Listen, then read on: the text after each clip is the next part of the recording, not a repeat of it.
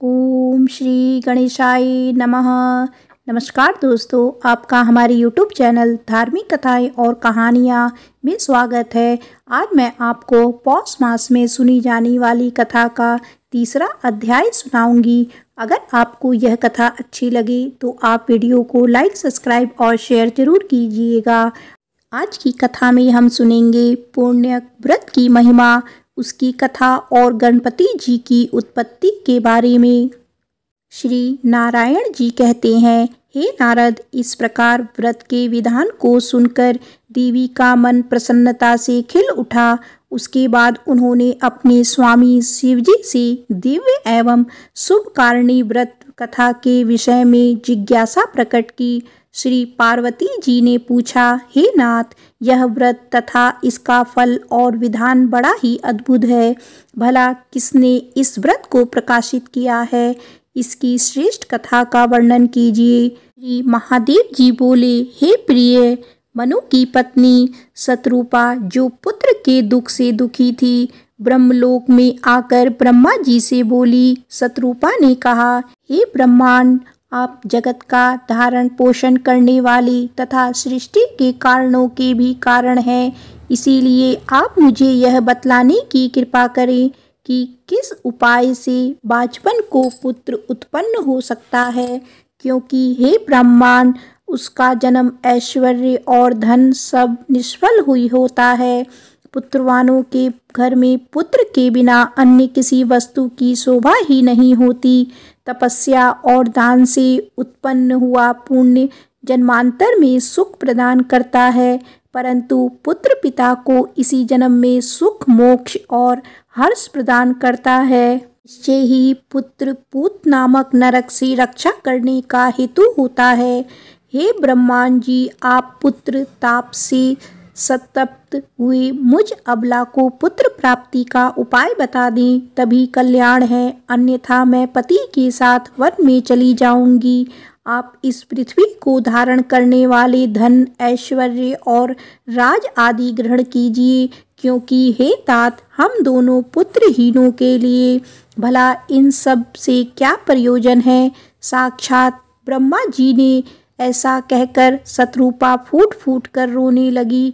तब उसकी ओर देखकर कृपालु ब्रह्मा जी ने कहा, वस्ते, जो समस्त ऐश्वर्य आदि का कारण रूप, संपूर्ण मनोरथ का दाता तथा शुभ कारक है, उस सुखदायक पुत्र प्राप्ति के उपाय का वर्णन करता हूँ, सुनो। माघ मास के शुक्ल पक्ष की त्रयोदशी के दिन शुद्ध काल में सर्वस्व प्रदान करने वाले श्री कृष्ण की आराधना करके इस उत्तम पुण्य व्रत का अनुष्ठान करना चाहिए। कर्ण, विशाखा, इस व्रत का वर्णन किया गया है। इसे पूरे वर्ष तक करना चाहिए। यह सारी अविष्ट सिद्धियों का प्रदाता तथा संपूर्ण विघ्नों का विनाशक है। व्रत काल में वेदोक्त द्रव्यों का दान करना चाहिए। हे शुभे, तुम भी इस व्रत का अनुष्ठान करके विष्णु के समान पराक्रमी पुत्र प्राप्त करो। ब्रह्मा जी का कथन सुनकर शतरूपा ने इस उत्तम व्रत का अनुष्ठान किया, जिससे उन्हें प्रिय व्रत और उत्तानपाद नामक 2 मनोहर पुत्र प्राप्त हुए। देवहूति ने इस पुण्य पद एवं शुभ पुण्यतः व्रत को करके कपिल नामक पुत्र प्राप्त किया, जो सर्वश्रेष्ठ सिद्ध तथा नारायण के अंश से प्रकट हुए थे। शुभ लक्षणा अरुंधति ने इस व्रत को करके शक्ति को रूप में पाया था। शक्ति पत्नी को इस व्रत के पालन से पराशर नामक पुत्र की प्राप्ति हुई। अदिति ने इस व्रत का अनुष्ठान करके वामन नामक पुत्र प्राप्त किया। ऐश्वर्यशालिनी शची ने इस व्रत को करके जयंत नामक पुत्र को जन्म दिया।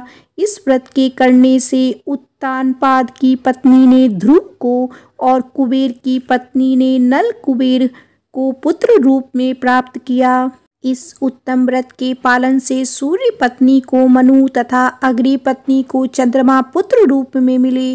अंगिरा की पत्नी ने भी इस उत्तम व्रत का अनुष्ठान किया था, जिसके प्रभाव से उनके पुत्र बृहस्पति हुए। देवताओं के आचार्य कहलाते हैं। भृगु पत्नी ने इस व्रत का पालन करके शुक्र को पुत्र रूप में प्राप्त किया, जो नारायण के अंश तथा समस्त तेजस्वी में परम उत्कृष्ट हैं और यही दैत्यों के गुरु हुए। हे देवी, इस प्रकार मैंने तुमसे व्रतों के उत्तम पूर्ण व्रत का वर्णन कर दिया। हे कल्याणमयी, हे गिरिजाराज नंदिनी, तुम भी इस व्रत को करो। सुबह यह व्रत राजेंद्र पत्नियों के लिए सुख साध्य है, देवियों के लिए सुखप्रद है और साध्वी नारियों के लिए तो यह प्राणों से भी बढ़कर प्रिय है। हे महासाध्वी, इस व्रत के प्रभाव से संपूर्ण देवताओं के ईश्वर स्वयं गोपानेश्वर श्री कृष्ण तुम्हारे पुत्र होंगे। नारद ऐसा कहकर शंकर जी चुप हो गए। की बात परम प्रसन्न हुए। पार्वती जी ने शंकर जी की आज्ञा से उस व्रत का अनुष्ठान किया। इस प्रकार मैंने तुमसे गणेश जी के जन्म का कारण, जो सुखदायक मोक्ष पद और सार रूप है, वर्णन कर दिया। अब और क्या सुनना चाहते हो? तब नारद जी ने पूछा, हे मुनि श्रेष्ठ, पार्वती जी ने पति की आज्ञा से किस प्रकार उस शुभदायी व्रत का पालन किया था, वह मुझे बताइए। हे ब्राह्मण, फिर उत्तम व्रत वाली पार्वती के द्वारा उस व्रत के पूर्ण किए जाने पर गोपेश्वर श्री कृष्ण ने किस प्रकार जन्म धारण किया, वह मुझे बताने की कृपा कीजिए। श्री नारायण जी ने कहा, नारद, शिव जी यद्यपि स्वयं ही तप के विधाता हैं, तथापि वे पार्वती जी से व्रत की विधि तथा उसकी दिव्य कथा का वर्णन करके तप के लिए चले गए। यद्यपि शिव जी श्री हरि के भी पृथक स्वरूप हैं, तथापि वे वहाँ श्री हरि की आराधना में लीन होकर उन्हीं के ध्यान में तत्पर हो श्री हरि की भावना करने लगे। वे सनातन देव ज्ञानानंद में निमग्न और परमानंद से परिपूर्ण थे। प्रकट रूप से विष्णु मंत्र में इस तरह से तत्लीन थे कि रात दिन का आना जाना ज्ञात नहीं होता था। इधर शुभदायिनी पार्वती देवी जी ने पति की आज्ञा अनुसार हर्षपूर्ण मन से व्रत कार्य के लिए ब्राह्मणों तथा भृत्यों को प्रेरित किया और व्रत उपयोगी सभी वस्तुओं को मंगवाकर शुभ मुहूर्त में व्रत करना आरंभ कर दिया। उसी समय ब्रह्मा के पुत्र भगवान संदन कुमार वहां आ पहुंची। वे तेज की मूर्तिवान राशि थे और ब्रह्मा तेज से प्रज्वलित हो रहे थे। उसके बाद पत्नी सहित ब्रह्मा जी भी प्रसन्नता पूर्वक ब्रह्मलोक से वहां पधारे। अत्यंत भयभीत हुए भगवान महेश्वर भी वहां आए। नारद, जो क्षीर सागर में शयन करते हैं तथा जगत के शासक और पालन पोषण करने वाले हैं, जिनके गले में वनमाला लटकती रहती है, जो रत्नों के आभूषणों से विभूषित हैं तथा जिनके शरीर का वर्ण श्याम है, चार भुजाधारी भगवान विष्णु, लक्ष्मी जी तथा पार्षदों के साथ बहुत सी सामग्री लिए हुए रत्न जड़ित विमान पर आरूढ़ होकर वहां उपस्थित हुए। उसके बाद सनक, संदन, सनातन, कपिल, ऋतु, यति, दुर्वासा, च्यवन, गौतम, बृहस्पति, पारिभद्र, पराशर, बाल अग्नि, विश्वामित्र, वामदेव, मार्कंडेय, पुष्कर और भी बहुत से मुनि शिष्यों सहित वहां पधारे। हे मुनि, धर्मपुत्र नर नारायण भी वहां आए। पार्वती जी के उस व्रत में दिक्पाल देवता, यक्ष, गंधर्व, किन्नर और गणों सहित सभी पर्वत भी उपस्थित हुए थे। फिर शंकर ने आए हुए सभी अतिथियों को ऊंचे ऊंचे सिंहासनों पर बैठाकर उनका आदर सत्कार किया। पार्वती जी के इस व्रत में इंद्र, दानाध्यक्ष, कुबेर, कोषाध्यक्ष, स्वयं सूर्य आदेश देने वाले और वरुण परोसने के लिए काम पर नियुक्त थे। उस समय दूध, दही, घी, गुड़, चीनी, तेल और मधु आदि की लाखों नदियां बहने लगी थी। इसी प्रकार गेहूं, चावल, जौ और चूड़े आदि के पहाड़ों के पहाड़ लग गए थे। हे महामुनि, पार्वती जी के व्रत में कैलाश पर्वत पर सोना, चांदी, मूंगा और मड़ियों के पर्वत सरीखे ढेर लगे हुए थे। लक्ष्मी जी ने भोजन तैयार किया हुआ था, जिसमें परम मनोहर खीर, पूड़ी, अघनी, तक्का चावल और घी से बनी हुई अनेक तरह के व्यंजन थे। देव ऋषि गणों के साथ स्वयं नारायण जी ने भोजन किया। उस समय 1,00,000 ब्राह्मण परोसने का काम कर रहे थे। भोजन कर लेने के पश्चात जब वे रत्न सिंहासनों पर विराजमान हुए, तब परम चतुर लाखों ब्राह्मणों ने उन्हें कपूर आदि से सुवासित पान के बीड़े समर्पित किए। हे ब्राह्मण, देव ऋषियों से भरी हुई उस सभा में जब क्षीर सागर में शयन करने वाले भगवान विष्णु रत्न जड़ित सिंहासन पर आसीन थे, तब प्रसन्न मुख वाले पार्षद उन पर श्वेत चरण डुला रहे थे। ऋषि, सिद्ध तथा देवगण उनकी स्तुति कर रहे थे। वे गंधर्व के मनोहर गीत सुन रहे थे। उसी समय ब्रह्मा जी की प्रेरणा से शंकर जी ने हाथ जोड़कर भक्ति पूर्वक उन ब्रह्मेश से अपने अभिष्ट कर्तव्य व्रत के विषय में प्रश्न किया। श्री महादेव जी ने पूछा, हे प्रभु, आप श्रीनिवास तपस्वरूप, तपस्याओं और कर्मों के फलदाता, सबके द्वारा पूजित संपूर्ण व्रतों, जपों, यज्ञों और पूजनों के बीच रूप में वाक्षा, कल्पतरु और पापों का हरण करने वाले हैं। नाथ, मेरी एक प्रार्थना सुनिए। हे ब्राह्मण पुत्र, शोक से पीड़ित हुई देवी पार्वती का हृदय अत्यंत दुखी हो गया है। इसीलिए वह पुत्र की कामना से परमोत्तम पुण्य व्रत करना चाहती हैं। वह सुव्रता व्रत के फल स्वरूप में उत्तम पुत्र और पति सौभाग्य की याचना कर रही हैं। इनके बिना उसे संतोष नहीं है।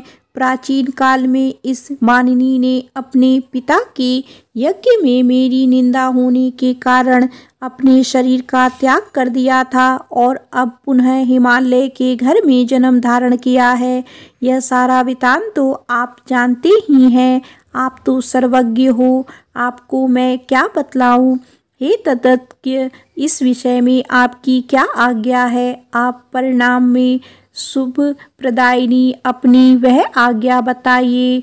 नाथ, मैंने सब कुछ निवेदन कर दिया है। अब जो कर्तव्य हो उसे भी बताने की कृपा कीजिए, क्योंकि परामर्श पूर्वक किया हुआ सारा कार्य परिणाम में सुखदायक ही होता है। श्री नारायण जी कहते हैं, हे नारद, उस सभा में ऐसा कहकर भगवान शंकर ने कमलापति विष्णु की स्तुति की और फिर ब्रह्मा के मुख की ओर देखकर वे चुप हो गए।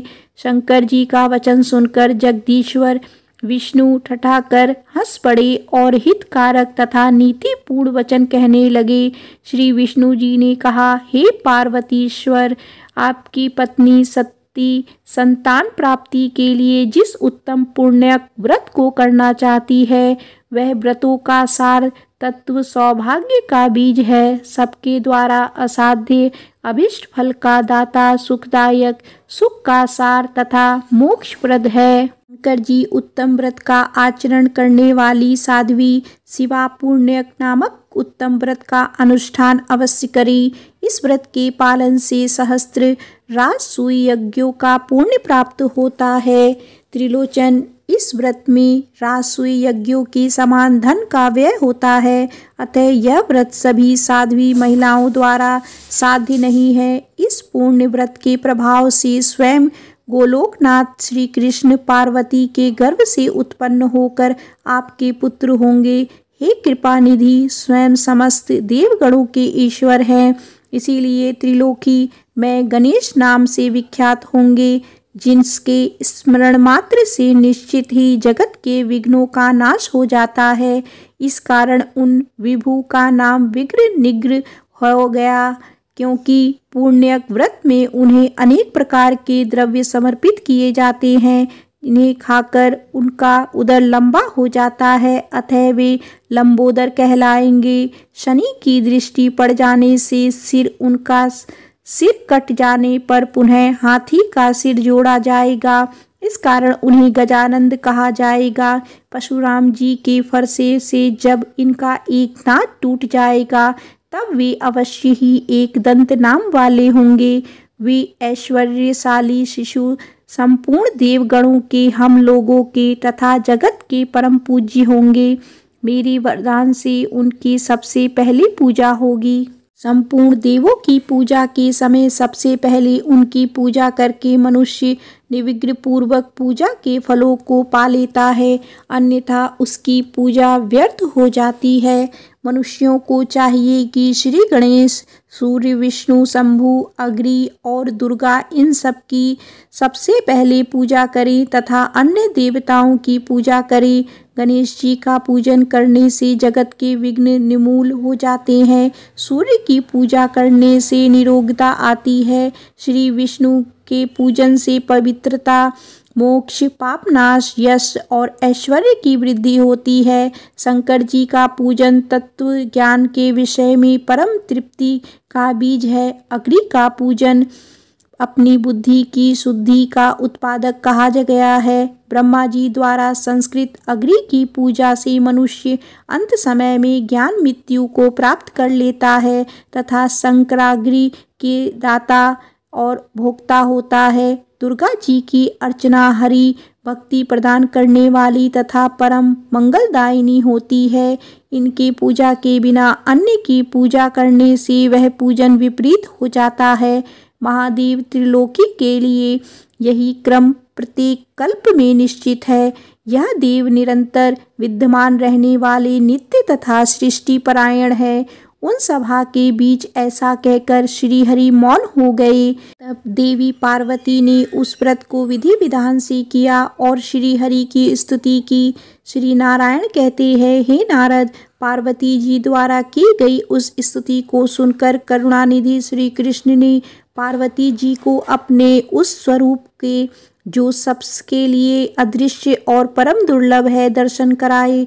उस समय पार्वती जी ने स्तुति करके अपने मन को एकमात्र श्री कृष्ण में लगाकर ध्यान में लीन थी। उन्होंने सबको मोहित करने वाले श्री कृष्ण के स्वरूप का दर्शन किया। वह एक महत्वपूर्ण मनोहरम आसन पर, जो बहुमूल्य रत्नों का बना हुआ था, जिसमें हीरे जड़े हुए थे और जो मानो की मालाओं से सुशोभित था, विराजमान था। उसके शरीर पर पीतांबर सुशोभित था, हाथों में वंशी शोभा पा रही थी, गले में वनमाला की निराली छटा थी, शरीर का रंग श्याम था, रत्नों के आभूषण उनकी शोभा बढ़ा रहे थे। ऐसे सुंदर रूप को देखकर देवी पार्वती के मन ही मन उसी के अनुरूप पुत्र प्राप्ति की कामना की और उसी क्षण उन्हें वह वर भी प्राप्त हो गया। इस प्रकार वरदानी परमात्मा ने पार्वती जी के मन में जिस जिस वस्तु की कामना की थी पूर्ण करके देवताओं का भी अभिष्ट सिद्ध कर दिया। फिर वह तेज अंतर ध्यान हो गया। तब देवताओं ने कृपा प्रवश होकर सनत कुमार जी को समझाया और उन्होंने उन उमा रहित दिगंबर शिव जी को प्रसन्न चित्त वाली पार्वती जी को लौटा दिया। फिर तो विश्व को आनंदित करने वाली देवी पार्वती ने ब्राह्मणों को अनेक प्रकार के रत्न और भिक्षु और बंधिया को स्वर्ण दान किया। ब्राह्मणों, देवताओं और पार्वती को भोजन कराया। सर्वोत्तम उपहारों द्वारा शंकर जी की पूजा की, बाजी बजवाई, मांगलिक कार्य करवाई। इस प्रकार देवी ने ये व्रत को समाप्त करके परम उल्लास के साथ दान देकर सबको भोजन कराया। फिर अपने स्वामी शिव जी के साथ स्वयं भी भोजन किया। इसके बाद उत्तम पान के सुंदर बीड़े, जो कपूर आदि से सुवासित थे, बारी बारी से सबको देकर शिव जी के साथ स्वयं भी खाया। फिर पार्वती जी एकांत में भगवान शंकर के साथ विहार करने लगी। इसी बीच में एक ब्राह्मण दरवाजे पर आया। मुने उस भिक्षुक ब्राह्मण का रूप तेलाभाव के कारण रूखा था, शरीर मैले वस्त्र से ढका हुआ था, उसके दांत अत्यंत स्वच्छ थे, वे तृष्णा से पूर्णतया पीड़ित थे, उसका शरीर कमजोर था, वह उज्ज्वल वन का तिलक धारण किए हुए था, उसका स्वर बहुत दीन था और दीनता के कारण उसकी मूर्ति कुसित थी। इस प्रकार के उस अत्यंत और दुर्लभ ब्राह्मण ने अन्न की याचना करने के लिए दरवाजे पर डंडे के सहारे खड़े होकर महादेव जी को पुकारा। ब्राह्मण ने कहा, महादेव आप क्या कर रहे हैं? मैं 7 रात तक चलने वाले व्रत को समाप्त होने पर भूख से व्याकुल होकर भोजन की इच्छा से आपकी शरण में आया हूँ। मेरी रक्षा कीजिए। हे तात, आप तो करुणा के सागर हैं, इसीलिए मुझ जराग्रसित और तृष्णा से अत्यंत पीड़ित वृद्ध की ओर जरा देखिए तो सही। हे महादेव, आप क्या कर रहे हैं? माता पार्वती, उठिए और मुझे सुवासित जल और अन्न प्रदान कीजिए। हे गिरिराज कुमारी, मुझ शरणागत की रक्षा कीजिए। माता अमोता, आप तो जगत की माता हो, फिर मैं जगत से बाहर थोड़े ही हूँ, इसीलिए शीघ्र आओ। भला अपनी माता के रहते हुए मैं किस प्रकार भूख से पीड़ित हो रहा हूँ। ब्राह्मण के दीन वाणी सुनकर शिवजी पार्वती जी उठे। उसी समय शिवजी का शुक्र पात्र हो गया। वे पार्वती जी के साथ द्वार पर आए। वहां उन्होंने उस अत्यंत वृद्ध ब्राह्मण को देखा जो वृद्ध अवस्था से अत्यंत पीड़ित था। उसके शरीर में अत्यंत झुर्रियां पड़ी गई थी। वह डंडा लिए हुए था, उसकी कमर झुक गई थी। वह तपस्वी होते हुए भी अशांत था। उसके होठ, कंठ और तालू सूख गए थे और वह बड़ी ताकत लगाकर उन दोनों को प्रणाम और उनकी स्तुति कर रहा था। उसके अमृत से भी उत्तम वचन सुनकर नीलकंठ महादेव जी प्रसन्न हो गए। तब वे मुस्कुराकर परम प्रेम के साथ उससे बोले, वेद वेदांताओं में श्रेष्ठ विप्रवर, इस समय मैं यहाँ जानना चाहता हूँ कि आपका घर कहाँ है और आपका नाम क्या है, जल्दी बताइए। देवी पार्वती जी भी बोली, हे विप्रवर, कहाँ से आपका आना हुआ है? मेरा परम सौभाग्य था जो आप यहाँ पधारे हैं। आप ब्राह्मण अतिथि होकर मेरे घर पर आए हैं, इसीलिए आज तो मेरा जन्म भी सफल हो गया।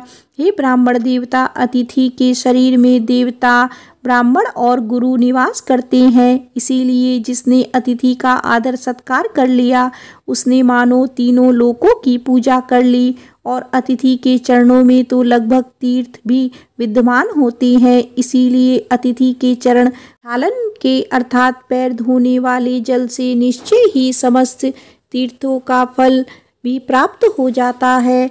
जिसने अपनी शक्ति के अनुसार यथोचित रूप से अतिथि की पूजा कर ली उसने मानो सभी तीर्थ में स्नान कर लिया और सभी यज्ञों में दीक्षा ग्रहण कर ली।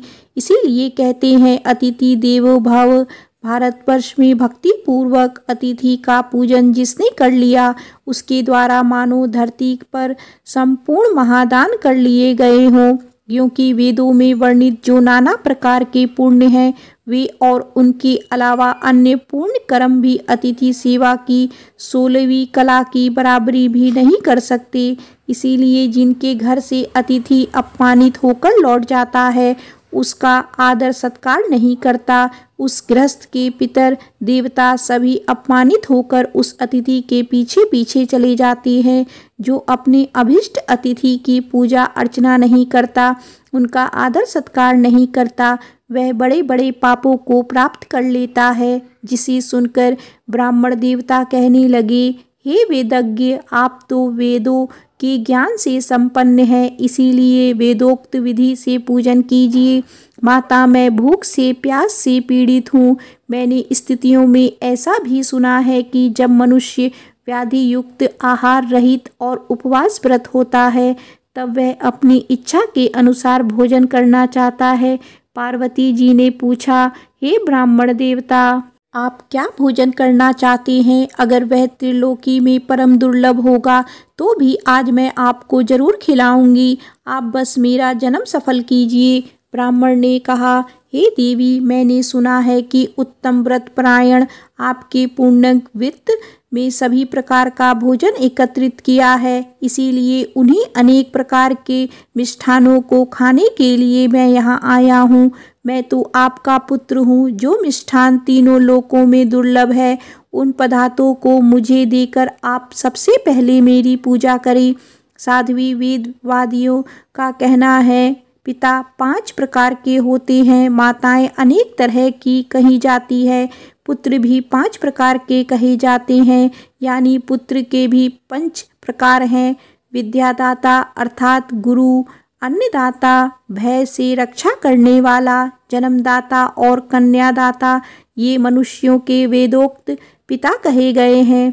गुरु पत्नी, जननी, स्तनदात्री अर्थात धाय, पिता की बहन अर्थात बुआ, माता की बहन अर्थात मौसी, सौतेली माँ, अन्न प्रदान करने वाली और पुत्रवधू यह भी माताएं कहलाती हैं। वित्त, शिष्य, दत्तक, वीर से उत्पन्न अर्थात और शरणागत यह 5 प्रकार के पुत्र हैं।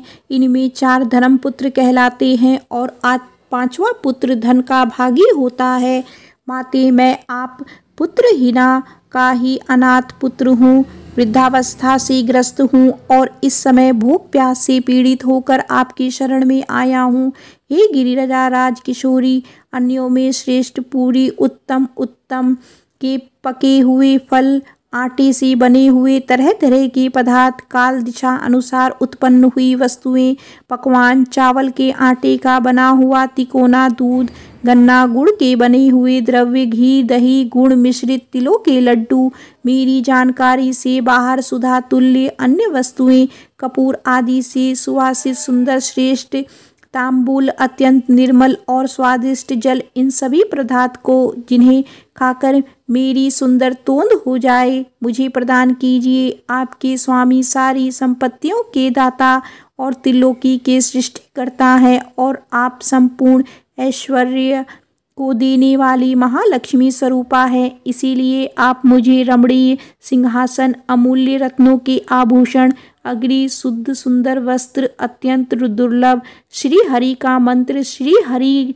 में सदृढ़ भक्ति, मृत्युंजय नामक ज्ञान प्रदायिनी दान शक्ति और सिद्धि दीजिए। हे सती माता, आप ही सदा श्री हरि की प्रिया और सर्वस्व प्रदान करने वाली शक्ति है। इसीलिए आपके लिए भला अपने पुत्र के लिए कौन सी वस्तु अदेय है।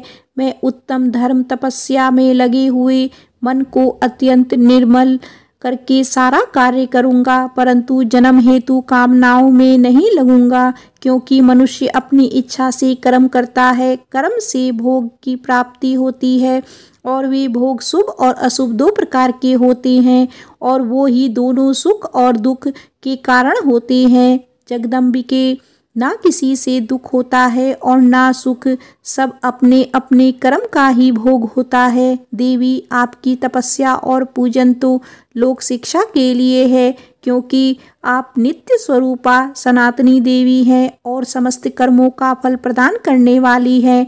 प्रत्येक कल्प में श्री कृष्ण गणेश रूप से आपके पुत्र बनकर आपकी गोद में आते हैं। ऐसा कहकर वे ब्राह्मण तुरंत ही अंतर्ध्यान हो गए। वे परमेश्वर इस प्रकार अंतर्ध्यान होकर बाल रूप धारण करके महल के भीतर स्थित पार्वती जी की सैया पर जा पहुँचे और जन्मे हुए बालक की तरह घर की छत के भीतरी भाग की ओर देखने लगे। उस बालक के शरीर की आभा अत्यंत सुंदर और शुद्ध चंपक के समान थी। उसका प्रकाश करोड़ों चंद्रमाओं की तरह उदित था। सब लोग सुखपूर्वक उसकी ओर देख सकते थे।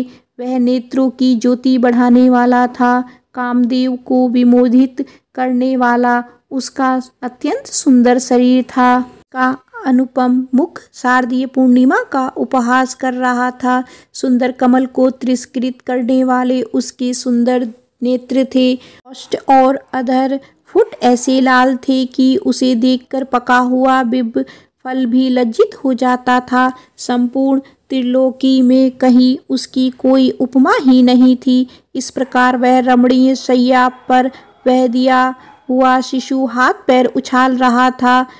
वह नन्हा शिशु कौन था, इसे हम अगले अध्याय में सुनेंगे। पौष मास कथा का 3रा अध्याय समाप्त होता है। प्रेम से बोलो श्री गणेश भगवान की जय।